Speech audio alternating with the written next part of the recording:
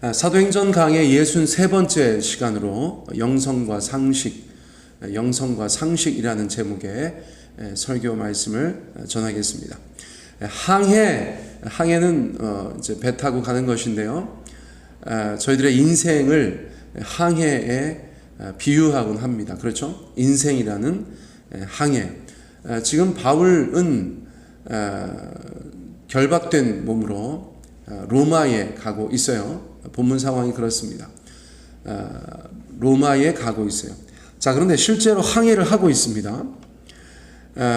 우리의 인생을 항해로 비유할 때 아주 좋은 날, 아주 평화로운 항해도 있고 아주 궂은 날, 풍랑 속을 돌파하는 그런 항해도 있다고 할 수 있겠죠. 여러분은 지금 어떤 항해를 하고 계세요? 아주 좋은 날씨, 순풍에 돛단 듯 그렇게 나아가고 계십니까? 또 어떤 분은 날씨가 심상치 않아서 파도치는 그런 바다를 건너가고 계실 수도 있어요. 자, 그 모든 것이 우리의 인생이다. 그 모든 것이 우리의 인생이다. 또 인생의 항해다. 그렇게 말씀드릴 수 있어요. 이런 때도 있고 저런 때도 있죠. 이런 때도 있고 저런 때도 있습니다. 아프리카 속담에 이런 말이 있어요. 영국 속담이라고도 하는데 정확하게 모르겠습니다만, 잔잔한 바다는 노련한 사공을 만들지 못한다. 잔잔한 바다는 노련한 사공을 만들지 못한다. 그렇겠죠. 늘 좋은 날씨에 잔잔한 파도에 그렇게만 항해했던 뱃사람이 어떻게 노련한 사람이 되겠어요? 이런 날 저런 날 다 경험한 사람이 아주 노련한 그런 뱃사람이 될 수 있겠죠. 우리의 인생에 이런저런 항해를 경험케 하시는 하나님을 찬양합니다. 우리가 하나님 앞에서 그런 아주 노련하고 성숙한 그런 하나님의 사람이 되기를 원하시는 주님의 뜻이라고 믿어요. 자, 로마로 가는 바울의 항해를 저희가 조금 정리할 필요가 있겠습니다. 성경을 보신다면 저희가 한 구절 한 구절 살펴보면서 할 수 있겠는데, 지금은 그런 상황은 아니니까 제 말씀을 한번 쭉 잘 들어보시면 되겠어요. 자, 로마로 가는 항해에 전반부와 후반부가 있습니다. 전반부는 아시아 남부 해안의 연안선 아드라무네노라는 배를 이용한 짧은 근해 항해가 되겠어요. 근해, 육지에서 가까운 바다를 이렇게 살살살살 다니는 근해 항해가 되겠어요. 성경에서 가이사랴에서 출발하여서 시돈 무라까지 가는 길, 백부장 율리오가 인도하였던, 또 누가와 아리스타고가 함께했던 그런 근해 항해가 있었습니다. 그런데 후반부로 가면 갈수록 이제 깊은 바다를 건너가는 항해였겠죠. 로마로 가는 알렉산드리아에서 출발한 곡물선을 이용한 이제 원양 항해라고 저희가 말씀드릴 수가 있겠어요. 곡물, 특별히 밀입니다. 곡물을 싣고 276명의 탑승객과 함께 이동하는 길이었어요. 니도 살몬의 미항, 또 아드리아 바다로 14일 동안 표류하다가 기적적으로 멜리데에 도착하는 그런 후반부의 항해가 있었습니다. 자, 인생을 B와 C 사이에 있는, B와 D 사이에 있는 C다라고 표현하는 경우가 있었죠.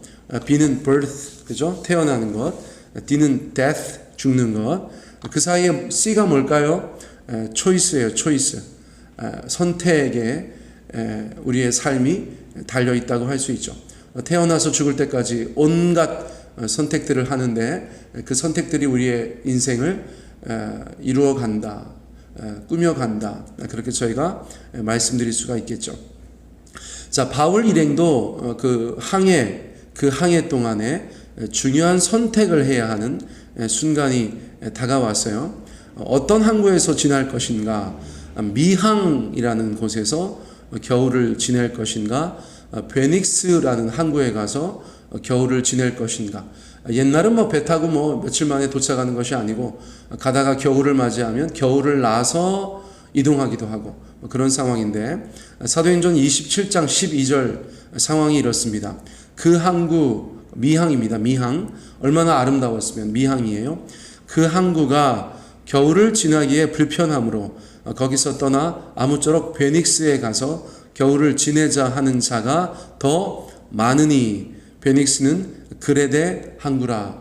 자, 이제 연안 항해를 하다가 깊은 원양 항해로 전환되는 그런 시점이라고 할 수 있는데 겨울이 다가왔어요. 겨울이 다가왔어요. 그래서 겨울 동안은 항해하는 것이 적당치 않으니까 겨울을 나고 남은 항해를 하자, 그렇게 이야기를 하고 있었는데 어떤 항구에서 겨울을 날 것인가를 가지고 선택해야 하는 상황이 왔다는 것이에요. 자, 지금은 미항에 있습니다. 미항. 그런데 많은 사람들이 그렇게 말했어요. 미항은 겨울을 지내기에 불편합니다. 그 다음 항구는 베닉스라는 항구인데 거기가 조금 더 나으니까 베닉스까지 가자, 그렇게 했다는 것이에요. 자, 베닉스는 하루길이었어요. 하루길. 배로 67km 정도 떨어진 베닉스까지 가면 거기에서 겨울을 날 수가 있는 것이에요. 자, 물론 지금 여기에서도 날 수 있지만 67km 더 가서 나고 싶어 하는 사람들이 더 많았기 때문에 거기로 이동하려고 했다는 것이에요. 자, 그런데 그때 바울이 그 배에 타고 있었던 바울이 이렇게 말합니다. 사도행전 26장 10절 11절인데 여러분이요, 내가 보니 이번 항해가 화물과 배만 아니라 우리의 생명에도 타격과 많은 손해를 끼치리라 하되 백부장이 선장과 선주의 말을 바울의 말보다 더 믿더라. 이런 말이 있어요. 자, 너무 흥미롭지 않습니까? 여러분, 백부장은 그렇다 쳐도 선장과 선주는 바다를 잘 아는 사람들이잖아요. 그런데 그 사람들에 비해서 바울은 뱃사람도 아닌데 갑자기 베닉스로 가는 항해에 대해서 우리의 생명에도 타격과 많은 손해를 끼칠 것 같다. 베닉스로 가지 말자. 불편해도 미항에서 겨울을 나자. 그렇게 제안했다는 것이에요. 자, 그런데 사람들이 거절하여서 결국 베닉스로 가게 되었다는 것입니다. 여러분, 바울은 어떤 근거로 미항을 떠나지 말자고 했을까요? 베닉스로 가지 말자고 했을까요? 그는 영적인 사람이니까 하나님께서 그 모든 것들을 가르쳐 주셨을까요? 여러분, 바울의 판단 근거는 다음과 같습니다. 첫째, 지중해 항해 권장 기간이 있었어요. 지중해는 항해 권장 기간이 있었다는 것입니다. 자, 역사적인 기록들이 있으니까 저도 아는 거예요. 지금 대한민국 땅에 사는 전문가도 아닌 목회자인 제가 지중해의 항해 권장 기간을 알아요. 당시의 사람들은 어땠을까요? 뱃사람들은 어땠을까요? 당연히 알았다는 것입니다. 예를 들면 항해를 권장하는 기간은 3월부터 9월 14일까지였다는 거예요.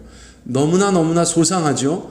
3월부터 시작하여서 4, 5, 6, 7, 8, 9, 14일까지 지중해 항해를 권장하였다는 것입니다. 자, 항해가 위험하여서 이제 항해하지 말아라. 되도록이면 항해하지 말아라 라는 기간이 9월 14일부터 11월 11일까지였다는 것이에요. 자, 항해를 금지하는 기간은 11월 11일부터 2월까지였다는 것입니다. 자, 그렇다면 지금 미항에서 베닉스로 넘어가려고 하는 기간은 어떤 때였을까요? 여러분, 10월 5일이었다는 것입니다. 10월 5일. 다시 말해서 항해의 위험 기간이었다는 것이에요. 자, 사도행전 27장 9절 말씀해 보니까 여러 날이 걸려 금식하는 절기가 이미 지났으므로 항해하기가 위태하였다. 금식하는 절기가 이미 지났으므로 항해하기가 위태로웠다. 그렇게 말하는 것이에요. 어떤 절기인가? 유대인의 대속죄일이 지났다는 것입니다.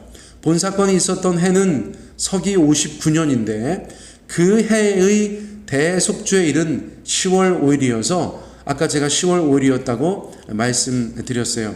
다시 말해서 로마로 가는 길고도 본격적인 항해가 남아 있으니까 이미 이들은 항해 위험 시기에 접어들어 있었다는 것이에요.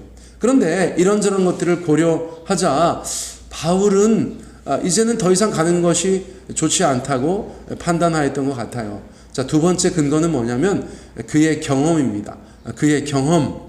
자, 고린도후서 11장 25절 26절에 보면 3번 파선을 경험하였다, 그렇게 고백하고 있어요. 그런데 흥미로운 것은 이번에 닥칠 파선은 포함되어 있지 않다는 것입니다. 다시 말하면 바울은 그의 여행 기간 동안에 4번 파선하는 것을 경험했다는 것이죠. 바울은 그런 사람이에요. 이 사건 전에도 3번이나 파선하여서 일주야를 깊은 바다에서 지냈다는 것입니다. 일주일 동안 바다에 빠져 있었다는 것이에요. 여러분, 정말 죽을 고비를 많이 넘긴 사도인 것은 분명합니다. 자, 그때마다 선장과 선주들이 어떤 결정을 했는지를 그가 곁에서 지켜봤겠죠.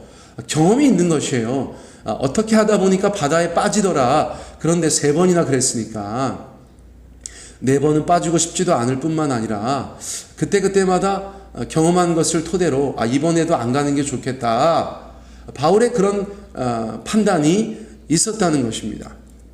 자, 그러니까 사도 바울이 어떤 계시를 따라서 항해를 멈추자고 한 것이 아니고 지극히 상식적인, 아주 상식적인 그의 경험과 지식을 바탕으로 한 상식적인 제안이었다고 저희가 말할 수 있어요.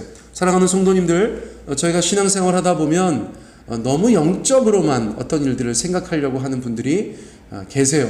한국교회에는 특별히 그런 경우들이 더 있는 것 같아요. 자, 기도하고 결정해 봅시다. 그러고 나서 여러 사람들이 기도했을 때 사실 또렷하게 응답받지 못하는 분들도 계신데, 그때 어떤 분께서 아주 영적인 이유를 대서 무엇인가를 말하면 참 어떻게 해야 될지 저희가 모를 때가 많이 있습니다만, 여러분, 하나님께서는 우리가 어떤 일을 결정할 때 꼭 그런 형태로만 결정하는 것을 원하시는 것이 아니에요. 여러분, 사도 바울도 보세요.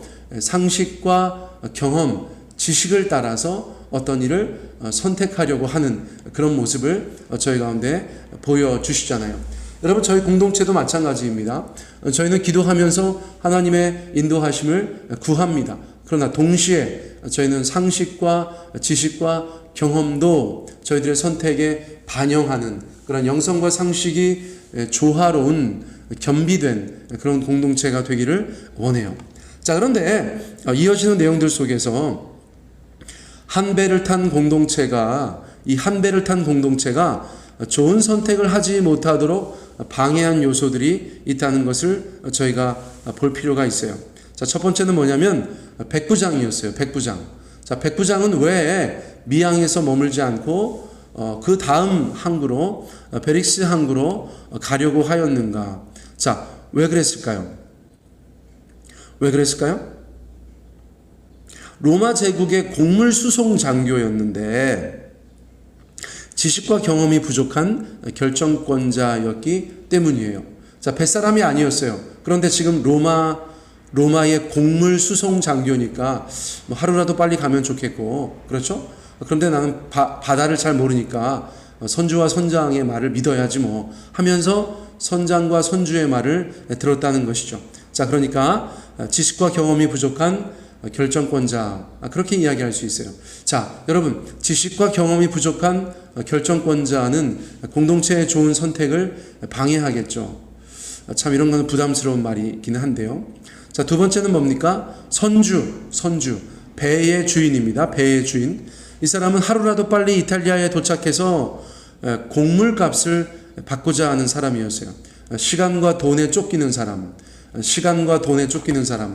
좋은 결정을 할 수 없는 사람이었어요. 자, 세 번째, 선장, 전문가예요. 아주 훌륭한 뱃사람일 수 있어요. 그런데 고용주인 선주의 심기를 불편하게 하고 싶지 않은 소신 없는 전문가라고 이야기할 수 있어요.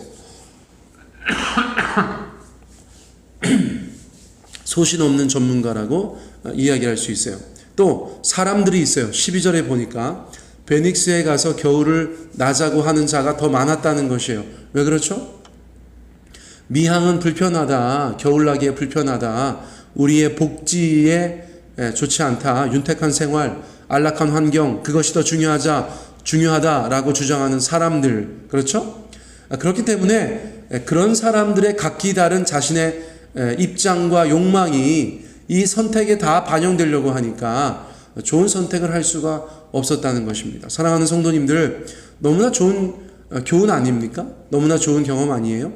지식과 경험이 부족한 결정권자와 시간과 돈에 쫓기는 상인과 전문가이지만 고용주의 눈치를 살피는 사람과 그리고 윤택한 생활과 안락한 환경이 더 중요한 많은 사람들, 그들이 어떻게 좋은 결정을 할 수가 있겠어요?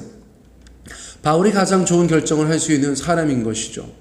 오히려 얽매임 없이 오직 배의 운명과 승객의 안전을 위해서 선의로 조언하는 유경험자.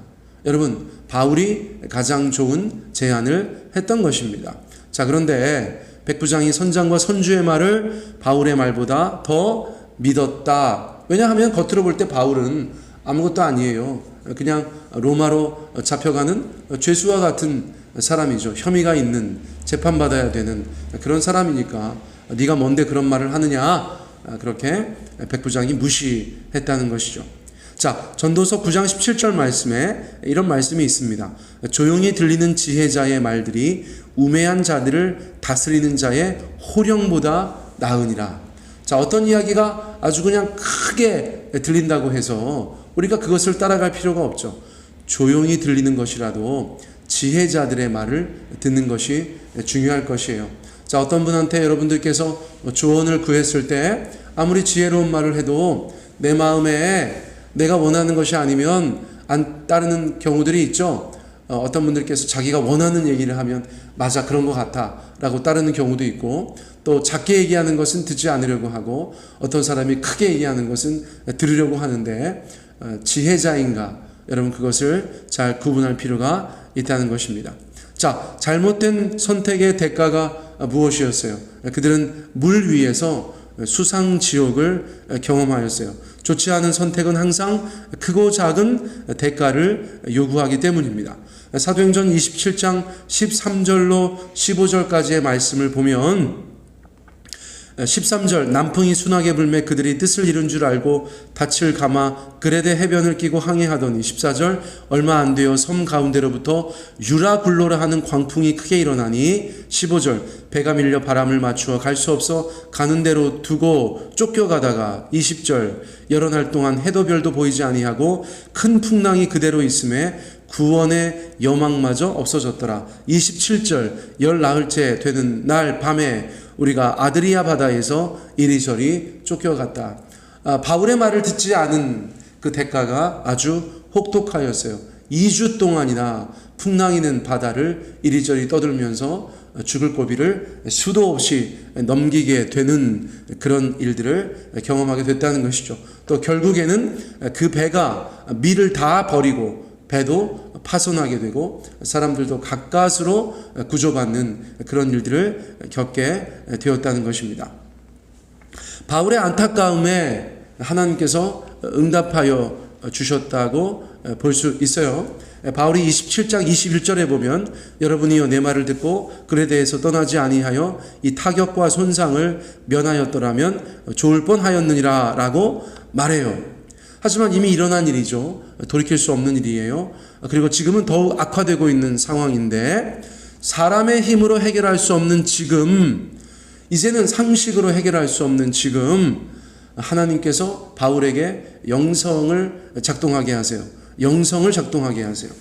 자, 사람의 힘으로 할 수 없는 이때 신앙의 힘이 요구되어지는 것이죠. 시편 39편 7절, 주여 이제 내가 무엇을 바라리요? 나의 소망은 주께 있나이다.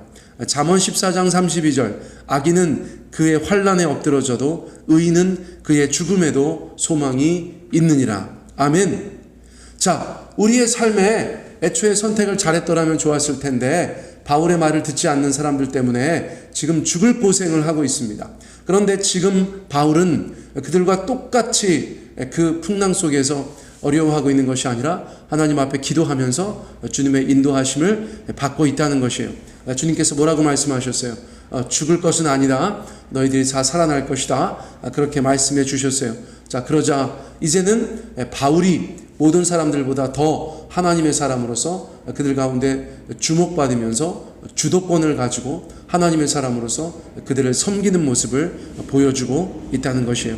로마서 9장 28절의 말씀처럼 우리가 알거니와 하나님을 사랑하는 자 곧 그의 뜻대로 부르심을 입은 자들에게는 모든 것이 합력하여 선을 이루느니라. 하나님의 말씀으로 세상에 소망을 주는 바울의 모습이 그렇게 담겨져 있어요. 자, 오늘 저희가 함께 읽었던 27장 22절 26절 말씀에 보면 하나님께서 말씀해 주셔서 이제 바울이 그 배 안에 있는 모든 사람들을 안심시키고 그들 가운데 인도자로서의 역할을 감당하는 것을 봅니다. 22절에 보니까 이제는 안심하라. 너희 중 아무도 생명에는 아무런 손상이 없겠고 오직 배뿐이니라. 자, 사람들의 마음이 어느 정도 안정이 되었겠죠. 자, 그렇게 말하는 근거가 무엇입니까? 23절 하나님의 사자가 어젯밤에 내 곁에 서서 말했다는 것이죠. 24절 바울아 두려워하지 말라. 내가 가이사 앞에 서야 하겠고 또 하나님께서 너와 함께 항의하는 자를 다 내게 주셨다고 말했다는 것입니다. 자, 그러므로 25절 그러므로 안심하라. 그러므로 안심하라. 내게 말씀하신 하나님의 그 말씀 그대로 될 것을 나는 믿는다. 반드시 한 섬에 걸릴 것이다. 여러분, 이제 바울은 상식을 따라 말하지 않고 영성을 따라서 하나님께서 주신 말씀을 따라서 그들 가운데 이야기하고 있는 것을 보게 된다는 것입니다. 여러분, 그 배가 풍랑 만나기 전에는 바울이 상식을 따라서 이야기했는데 이제는 영성을 따라서 말하고 있는 것들을 저희가 보고 있는 것이에요. 세상이 절망하고 아무 소망 없을 때 누가 하나님 앞에 무릎 꿇고 말씀을 들어야 합니까? 바로 믿는 우리들이죠. 누가 소망의 말씀을 받아 그들에게 전해야 합니까? 믿는 우리들입니다. 살 길이 있다고 누가 말해야 합니까? 바로 믿는 우리들이에요. 너는 왜 두려워하지 않느냐라고 말하는 사람들에게 우리가 무엇라고 말해야 하겠습니까? 그 비결은 무엇이고 너는 왜 다른 삶을 사느냐? 너에게 있어서 영성과 상식은 무엇이냐? 라고 말할 때 여러분, 우리는 베드로전서 3장 15절의 말씀으로 주님 앞에 기억하며 나아가야 할 것이에요. 너희 마음에 그리스도를 주로 삼아 거룩하게 하고 너희 속에 있는 소망에 관한 이유를 묻는 자에게는 대답할 것을 항상 준비하라. 아멘. 여러분, 우리는 상식으로 사람들 앞에 나아가고 때로는 동시에 영성으로 세상 사람들 앞에 서서 그들 가운데 살 길을 알려주는, 그들의 삶을 안심시키고 그들의 삶 가운데 하나님의 말씀을 증거할 수 있는 그런 인생들이 되어야 하는 줄 믿습니다. 자, 오늘 말씀은 이것으로 마치겠습니다.